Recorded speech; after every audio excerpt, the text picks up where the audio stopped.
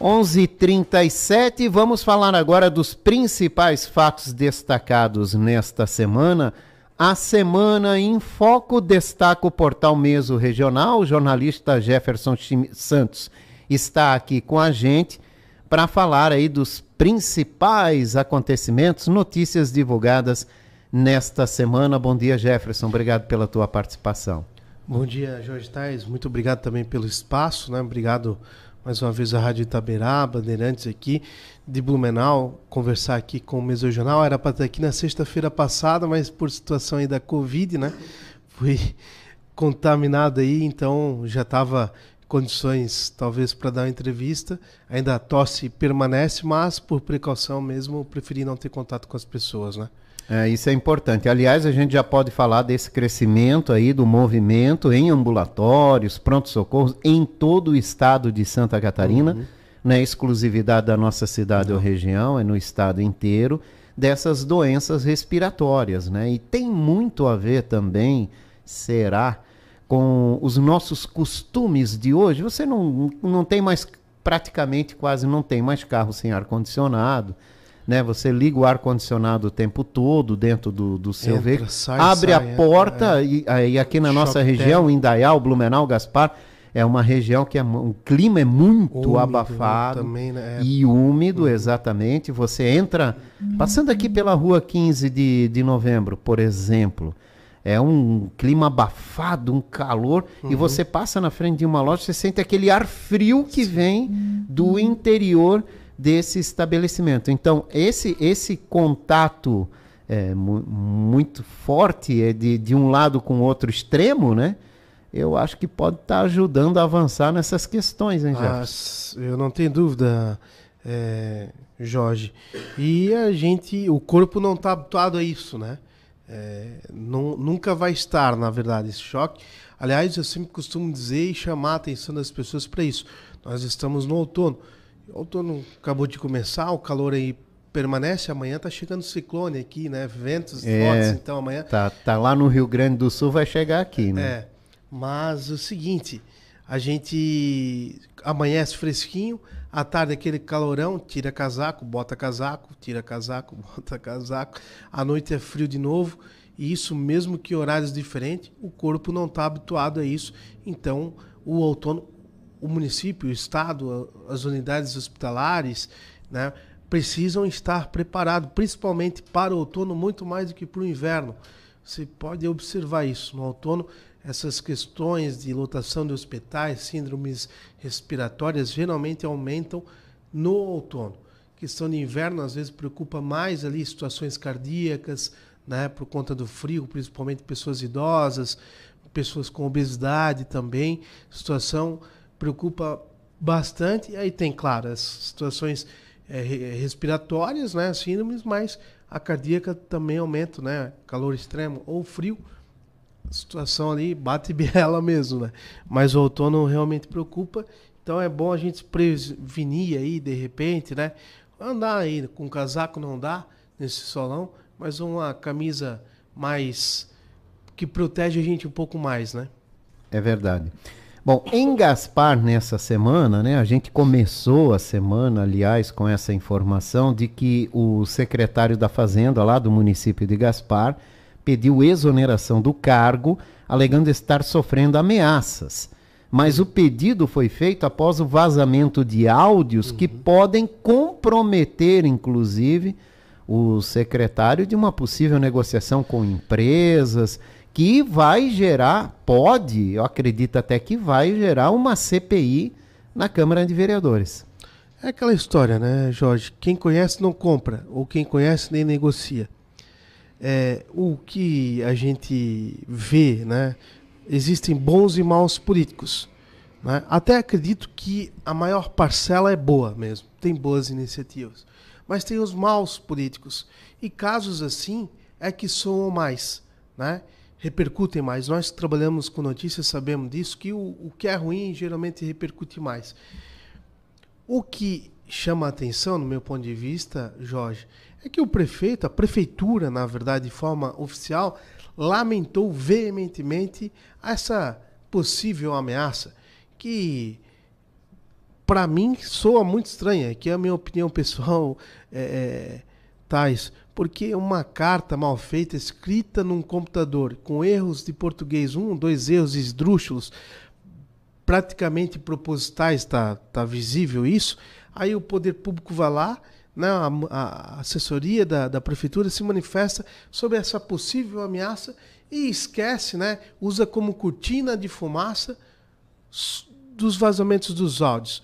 E essa CPI, né, que pode surgir, e que vai surgir sim, Gaspar, porque há assinaturas suficientes já para que isso aconteça, surge por partes da situação que não assinaram o requerimento para que o então secretário Jorge Pereira fosse até a Câmara se explicar do vazamento desses áudios, dizer do que se trata, ou se não era ele, né? Aliás, não tem respondido nem a imprensa, né? O próprio teu xará aí, né? Jorge Pereira, mas né? Então também acho que os vereadores estão achando ainda que o povo é bobo, tá? E que vão fazer uma CPI para não dar em nada. Mas o Ministério Público está aí, acredito que notícias, né, denunciantes já chegaram ao Ministério Público. Gaspar é uma cidade de interior, eu estimo, né, que a força deles ali tem gente mais graúda envolvida nesses áudios, deputado aí, né, que foi eleito, cita-se igreja, a força da igreja para com voto, aquela coisa toda, mas é uma cidade de interior, né, Jorge? Talvez não tenham tanta força para barrar alguma coisa lá na justiça. A gente segue acompanhando a par e passo. Há muito a ser explicado, apesar de que a prefeitura não está respondendo às indagações, o prefeito não está respondendo às indagações da imprensa, e a gente vai ver como é que vai ser essa CPI, se é um faz de conta definitivamente, porque daí quem tem que ser cobrado definitivamente serão os vereadores e não somente o Poder Executivo, né? Exatamente. Olha, notícia de última hora aqui que vem direto do portal Meso Regional. Wellington está passando aqui para gente um incêndio agora na Itoupava Central, próximo ao campo do Atlético, atinge uma casa mista. 4 viaturas, inclusive 2 da PM, estão no local. Viaturas do Corpo de Bombeiro contendo esse incêndio agora na Itoupava Central, ali próximo do campo do Atlético, uma casa mista que está em chamas. Também uma notícia que chega agora é que morreu o homem que caiu de um telhado em um galpão lá em Indaial. O homem de 44 anos que teria sofrido a queda desse telhado de um galpão acabou vindo a óbito. E uma notícia triste também, né, que está no Meso Regional, é a morte da criança que esteve envolvida num acidente na última sexta-feira na BR-470, aqui em Blumenau. Essa criança teve a morte confirmada também hoje, né? Lamentável, porque esse acidente envolveu aí uma pessoa embriagada ao volante, né, Jefferson? Mulher, né? Já está publicado, já está no ar aí? Não, né? Acho não, que não, ainda não. Na verdade, a gente não publicou, a gente tinha essa informação já ontem, né? Mas a gente está dando agora em primeira mão até aqui na... agora pela manhã foi confirmada a morte, Isso, né? Ontem a morte cerebral e agora pela manhã a divulgação oficial da morte lamentável dessa criança nesse acidente. Até extraoficialmente a gente tem informação de que a família aceitou fazer a doação de órgãos desse menino de 8 anos, o Bruno, que juntamente com seu pai e sua mãe, né, ela de 44 anos, a mãe e o pai de 43 anos estavam no Chevrolet Prisma, que foi violentamente atingido pelo Honda Civic. Nós estivemos no local na sexta-feira à noite, o Wellington esteve lá, né, fez transmissão ao vivo, enfim, ficaram todos presos às ferragens. O Bruno teve traumatismo crânioencefálico, resistiu aí por 6 dias, mas não conseguiu sobreviver. Amanhã no crematório Vaticano será aí onde as pessoas poderão prestar suas últimas homenagens ao menino. Mais uma vez, né, uma família atingida, destruída por conta da embriaguez em volante de alguém irresponsável. Eu entrei em contato com o delegado responsável agora pela Delegacia de Trânsito em Blumenau, que a gente agora tem uma delegacia especializada em trânsito. Era o Dr. Bruno Efori, que estava no comando, agora é um outro delegado. E esse novo delegado aí da pasta, né, acabou informando que a Polícia Rodoviária Federal ainda não passou as informações para a delegacia. Mas sabendo da morte do menino, ontem ainda eu conversei com ele, ele vai pedir agilidade para a PRF informar esses dados para que ele abra o inquérito e com certeza essa pessoa envolvida nesse acidente, que saiu ilesa, bêbada, ilesa, isso geralmente acontece também, responda pelo crime de homicídio. Essa é a tendência que irá acontecer, Jorge. É o que se espera, né? Cada vez mais carros rodando nas ruas, menos rua e mais carro para dar conta do fluxo. Essa que é a realidade. A gente sabe disso, isso é uma realidade, independe do tamanho da cidade. Hoje em dia, sim, né? Qualquer cidade tem lá um local que tem um problema com o fluxo de veículos, né? A conta não fecha porque o número de carros cresce e as ruas continuam as mesmas. E aí as autoridades mundiais, né?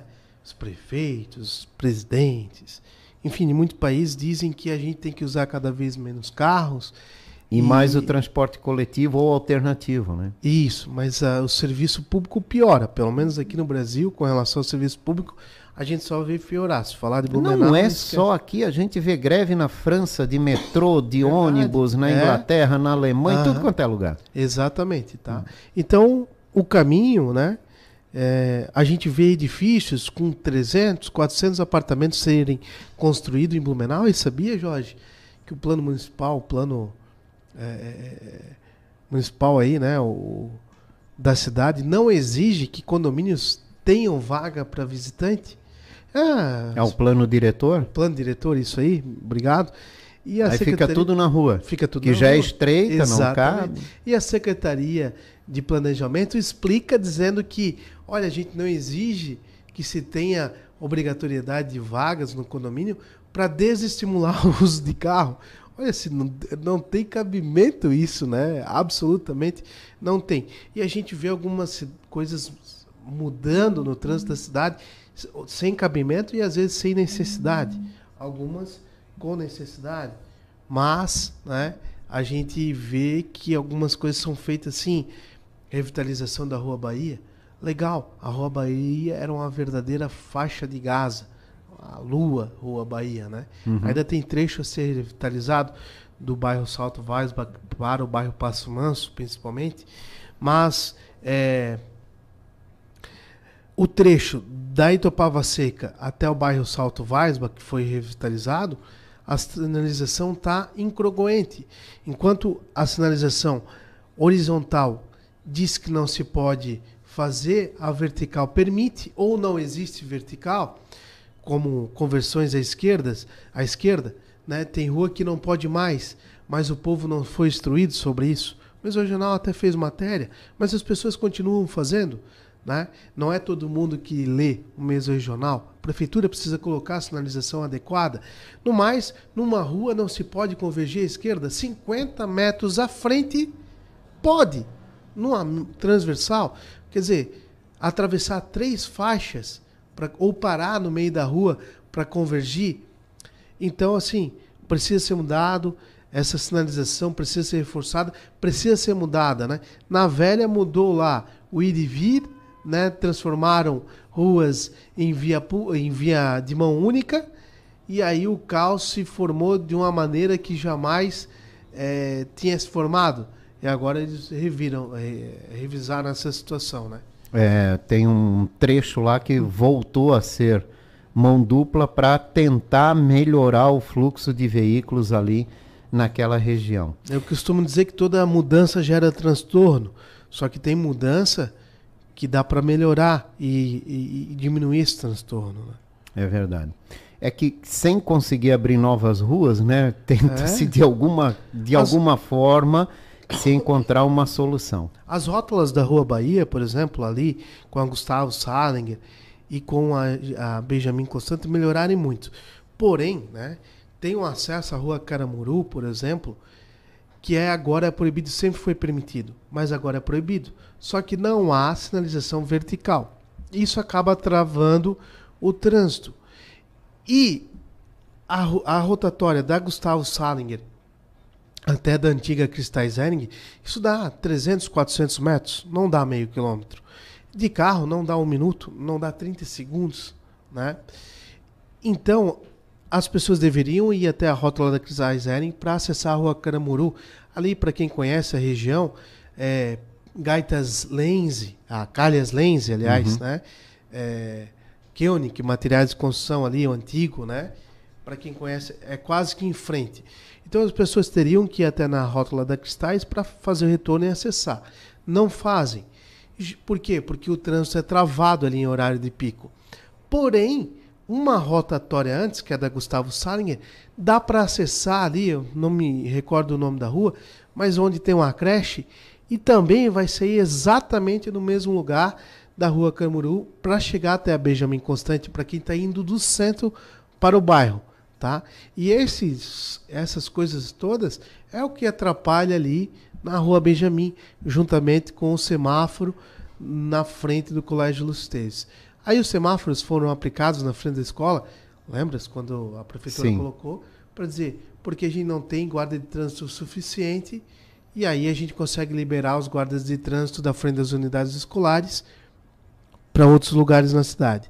Quando não tinha o semáforo, um guarda municipal atuava na frente do Colégio Luz Teves. Sabe quantos atuam hoje em horário Não. de pico? 3. E tem o semáforo. Pô, vai entender, né? Vai entender. Jefferson, imagine você trafegando pela BR-470 lá rumo ao Alto Vale, indo para Rio do Sul, e de repente você flagra um avião caindo de paraquedas. Paraquedas. Um avião. Não tem como não se impressionar com essa cena, né? E até muitas vezes se assustaram. O que é isso? Mas foi o paraquedas que salvou a vida de 5 pessoas que estavam numa pequena aeronave da empresa Bela Janela, aqui de Blumenau, nessa semana, lá em Massaranduba. E que cena, né? Para ficar guardada. Nasceram de volta. Primeiro que essas pessoas têm que agradecer a Deus que essa aeronave tinha esse equipamento. Segundo que a gente veio a saber, através desse acidente, que muitos acidentes nesse sentido acontecem. Com esse tipo de aeronave. Que já tem o paraquedas para... Que já tem o paraquedas para isso. Até parece que já colocaram o paraquedas que é para acontecer. Isso. Fica uma coisa meio esquisita, né? E não é só no Brasil que essa aeronave Não, nos Estados Unidos Isso. parece que tem lá algum movimento até para parar de fabricar. Né? Isso. Em virtude disso, tipo é Cirrus, problema né? no motor. Exato. Então, né, salvou, piloto também experiente, certamente. No primeiro momento que eu recebi essa informação, entrei, né, o Mesorregional deu em primeira mão a notícia, entrei em contato com o Roberto Baby, que é o proprietário da Bela Janela. Eu já sabia que ele não estava na aeronave, mas um filho dele estava, né? E aí ele prontamente respondeu, disse que todos estavam bem. Quero aqui, né, novamente deixar minha gratidão por essa resposta, pronto atendimento que ele concedeu ao Mesorregional, mesmo num momento tão delicado como esse. E, inclusive, estou fazendo contato aí com especialistas desse tipo de aeronave para trazer aqui para Blumenau e a gente comentar sobre essa situação. Conseguindo com o Mesorregional, com certeza farei o convite aqui em teu nome para estar aqui na Rádio Itaberá. Para a gente vir aqui e falar, né? O porquê que isso acontece, por que é permitido, por que tem o paraquedas. O paraquedas, né? E aproveitando, já que a gente está falando de aviação, avião, dia 22 de abril tem Esquadrilha da Fumaça aqui em Blumenau. No aniversário do aeroporto do Aeroclube aqui de 82 anos. Aliás, abril é um mês muito especial para essa questão de Aeroclube, que tem o aniversário do Aeroclube de Blumenau, fez Braer em Gaspar. Né? Quase tudo ali meio muito próximo, né? Talvez até e a gente vai tentar falar muito sobre isso aí, quem sabe trazer um especialista aqui para falar dessa questão do avião com paraquedas. E quem inventou isso foi o dono de uma empresa de avião que caiu com o avião.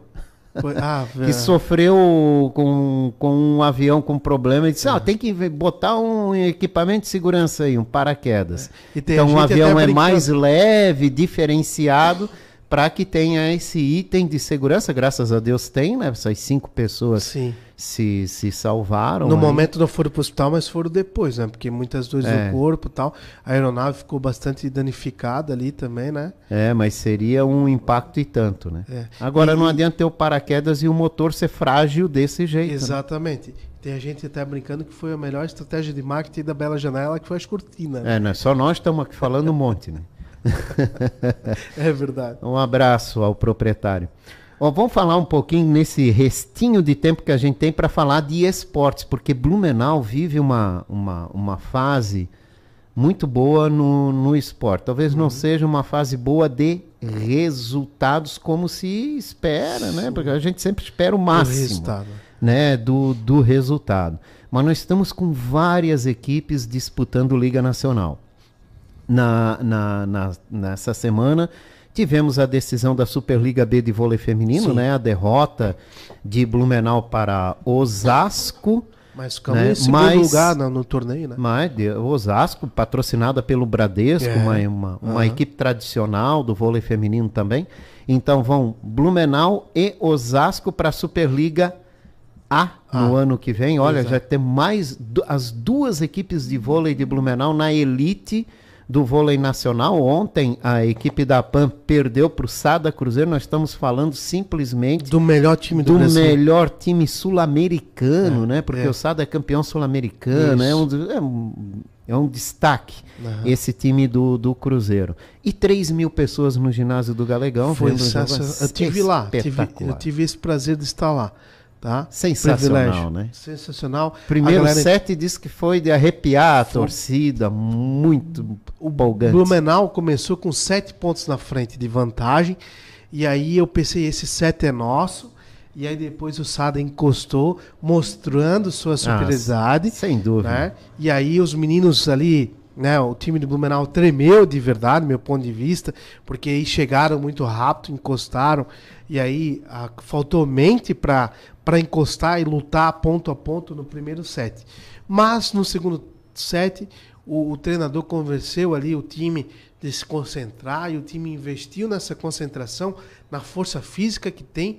Blumenau, né, a PAN Eleva venceu o segundo set, mas nosso time teve 2 desfalques importantes, 2 dos melhores jogadores, os 2 Alans aí, né, ficaram fora do jogo. Isso pesou, e o desgaste físico também pesou muito. E aí a gente está falando do melhor time do Brasil, da América do Sul aqui, que é o Cruzeiro.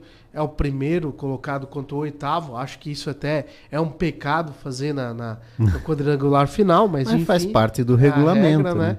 E aí foi. E ainda tem chance, tem o jogo de ida, né? O jogo de volta, aliás. Né? Terça-feira. Lá, tem aí o melhor de 3, que vai ser de novo em Minas Gerais. Difícil, mas Blumenau fez bonito. As meninas também fizeram bonito. E levando o nome da cidade nacionalmente, né? Em nível nacional com esporte. A gente teve exposição em canal fechado, mas é um canal nacional de repercussão, que é o Esporte TV, com o Blue Vôlei, né? Transmissão de 2 jogos ao vivo na íntegra. Tá aí 2 horas falando o nome de Blumenau. Exato. Num canal tão importante e tão forte. Depois agora com a PAN Eleva. Terça-feira que vem de novo com a PAN Eleva essa exposição. É uma exposição de marca. Quando a gente diz, Blumenau tem uma forte marca. São essas exposições que tornam essa marca tão forte e tão valorizada. E temos que valorizar isso. Os empresários da cidade e o governo também têm que valorizar mais essa questão. Blumenau já merece há muito tempo uma arena, né? Eu tenho a minha opinião contrária à compra do SESI. Acho que o Blumenau merece uma arena com 50 milhões, sobra dinheiro para se construir. Mas enfim, para atender, né? Porque no Galegão não dá para jogar futsal, e futsal tá na Superliga A. Tá na Liga da Aliás, joga hoje à noite, 8 horas da noite, lá no ginásio do SESI, faz o segundo jogo contra a equipe de São Lourenço. Olha só, e hoje ainda tem o basquete feminino na Liga Nacional, quarto jogo da equipe feminina vai ser 7h30 da noite no Galegão contra a equipe de Campinas. E aí tem o basquete masculino no campeonato nacional, então tem o vôlei feminino na Liga, o handebol feminino na Liga Nacional. Então olha como essa cidade então, e olha como essa cidade é forte de esporte, né? Nos dá a opção de esporte. Exato. Aliás, Jorge, eu acho que não existe só o futebol aqui que não vai para frente. Mas eu acho por isso que permite as outras modalidades, tá? Mas é o seguinte, não conheço no Brasil inteiro alguma cidade, nem capital, que tem 7 equipes em Série A de esportes diferentes, como tem Blumenau hoje nesse momento, né? Vamos lá, pegar Belo Horizonte com o Cruzeiro. Né? Cruzeiro tem um time de futebol profissional agora na Série A, voltou, e o vôlei. Não tem futsal na Série A. Não tem handebol na Série A. Blumenau tem. Estamos falando de Rio de Janeiro e São Paulo. Não existem 7 equipes, nem Rio de Janeiro, nem São Paulo, nem Brasília, em ligas principais aí com 7 equipes. Né? Então, o esporte individual é diferente. Mas de Superliga, acho que Blumenau é o topo nesse momento. É uma força que Blumenau tem, né? Sempre foi conhecida pela formação de grandes atletas, né? Sempre no passado se falou muito de se disputar competições nacionais para dar continuidade a esse trabalho de formação e ter vitrine para que mais crianças buscassem a formação esportiva. Então hoje a gente tem vitrine no vôlei feminino, no vôlei masculino, no handebol, no futsal, isso é maravilhoso. Só falta ou adequar o Galegão para que o handebol e o futsal joguem lá, ou então a gente tem uma possibilidade de levar, né, todos os jogos para virar realmente uma força com a torcida nas competições. Tá certo. Jefferson, obrigado pela sua participação hoje aqui na nossa programação. Eu que agradeço mais uma vez, um abraço a todos, tenham todos um excelente final de semana, né, para chegar na Páscoa completaço aí com a família, poder curtir, né? Daqui a pouco chega. E um beijo para quem é de beijo, um abraço para quem é de abraço. Para saber mais, sempre é só acessar mesoregional.com.br. Jefferson Santos, do Portal Meso Regional, foi o nosso convidado de hoje.